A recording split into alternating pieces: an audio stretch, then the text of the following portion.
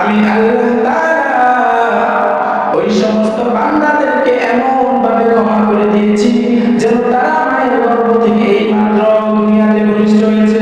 وقال رسول الله صلى الله عليه وسلم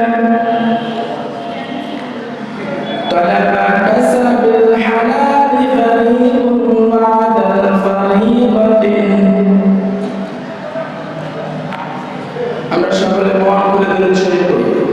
আল্লাহুম্মা সাল্লি আলা মুহাম্মাদ ওয়া আলা আলি মুহাম্মাদ কামা সাল্লাইতা আলা ইব্রাহিম ওয়া আলা আলি ইব্রাহিম إنك حميد مجيد اللهم بارك على محمد وعلى آل محمد كما باركت على إبراهيم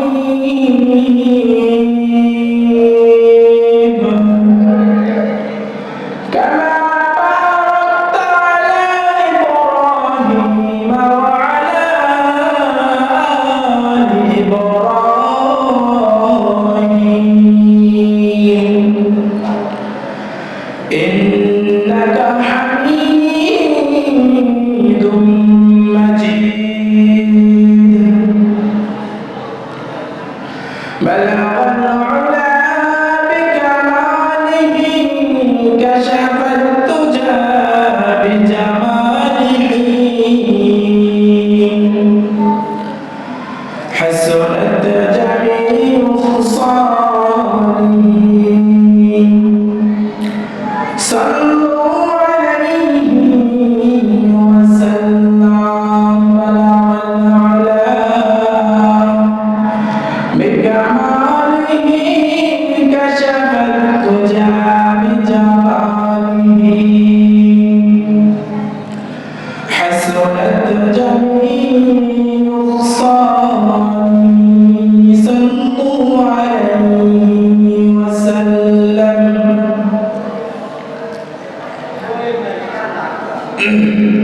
আলহামদুলিল্লাহ সর্বপ্রথম মহান রব্বুল আলামিনের দরবারে শুকরিয়া জ্ঞাপন করতে হয় যে মহান রব্বুল ইজ্জত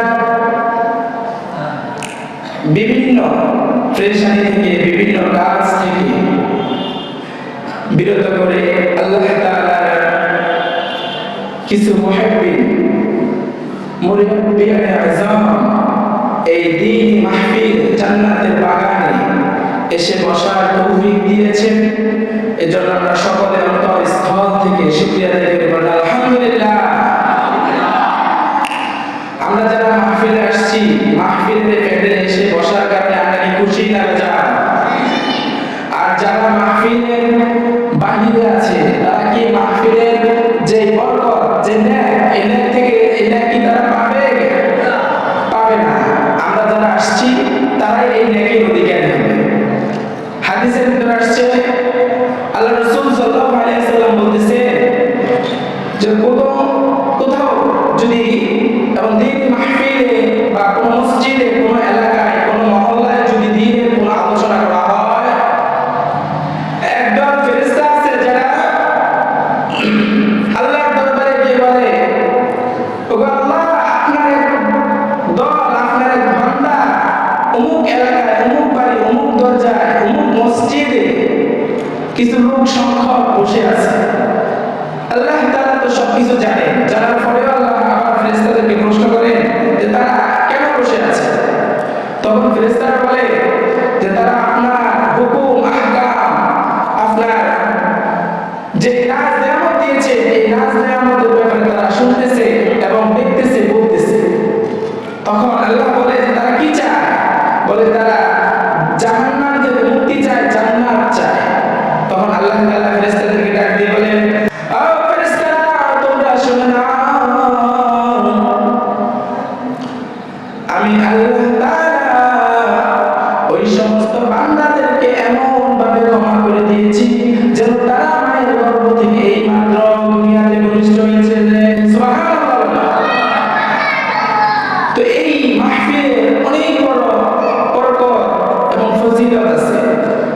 যারা এই জান্নাতের বাগানে আসতে পারছে তারাই এই সওয়াবগুলো, এই ফজিলতগুলোর অধিকার হবে।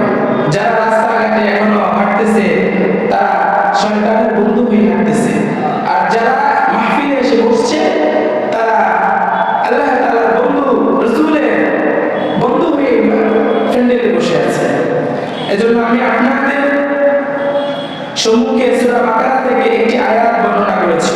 আল্লাহ তাআলা বলেন, ইয়া আইয়ুহাল্লাযীনা আমানু কুলু মিন তাইয়্যিবাতি মা রাযাকনাকুম ওয়াশকুরু লিল্লাহি ইন কুনতুম ইয়্যাহু তা'বুদুন।